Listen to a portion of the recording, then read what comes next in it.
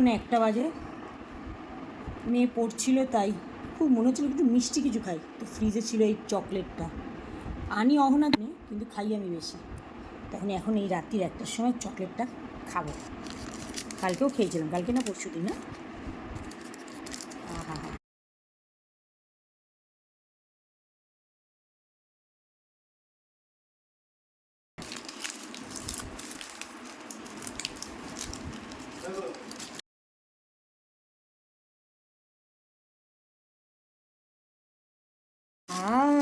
কি সুন্দর!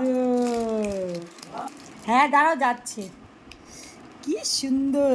লাভ মাই ডটারের জন্য এইটা, এটা শুধু অনলি ফর আমার ডটারের জন্য। আর এই রাত্রির 1টার সময় বাথরুমের ফ্যানটা নষ্ট হয়ে গেছে, রাত্রির 1টার সময় বাবা এখন বাথরুমের ফ্যান লাগাচ্ছে, মানে মেয়ের পড়ার সাথে সাথে আমরাও জেগে রয়েছি, আমাদেরও ঘুম নেই।